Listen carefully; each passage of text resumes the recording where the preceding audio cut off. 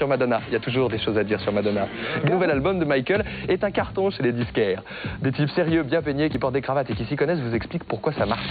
Men sortait l'album événement de l'année, le nouveau Michael Jackson, Invincible. C'est ce titre, You Rock My World, qui a ouvert le bal. Lancé en grande pompe, ce premier single est aujourd'hui un carton en France. Il est numéro 2 des ventes. Quant à l'album, il est carrément numéro 1. Autant dire que Super Mikey marche bien chez nous, comme d'habitude.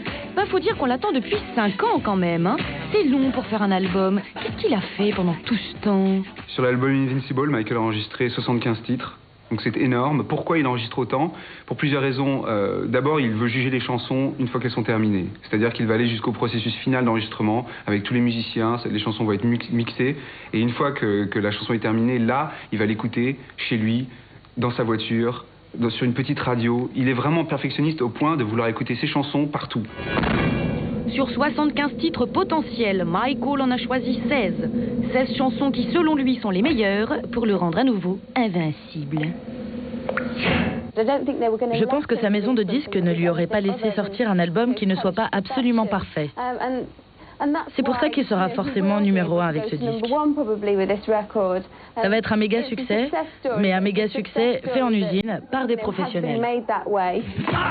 Et oui, madame, quand on s'appelle Michael Jackson et qu'on veut redorer son image, on s'entoure de pointures.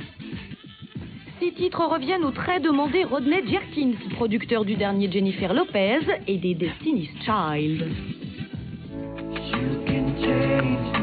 Autre signature de renom, R. Kelly, le pape du R&B. Il a composé Cry, le deuxième single d'Invincible. Cry, vous l'entendez sur les radios depuis quelques jours.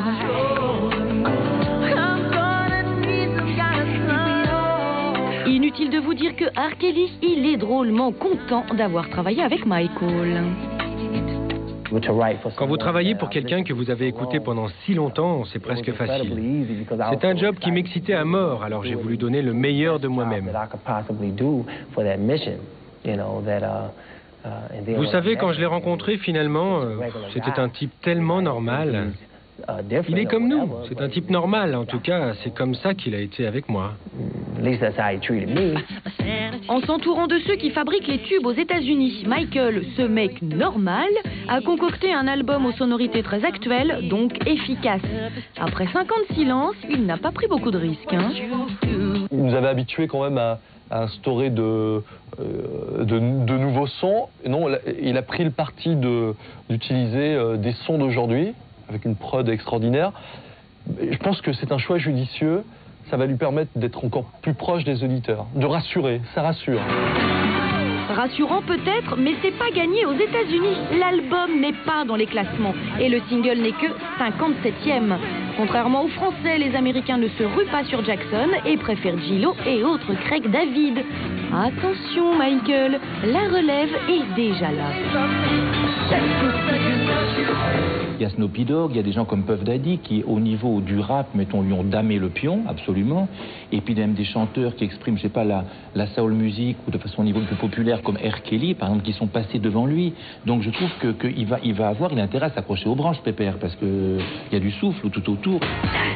Le King of Pop doit donc se battre. Il faut passer devant les petits jeunes et imposer sa nouvelle image, de plus en plus étonnante. Mais Michael est prêt à tout pour reconquérir ses compatriotes. La semaine dernière, il a dédicacé son album dans un mégastore new-yorkais. Ça fait plaisir aux fans, mais est-ce que ça va suffire? Voilà pour le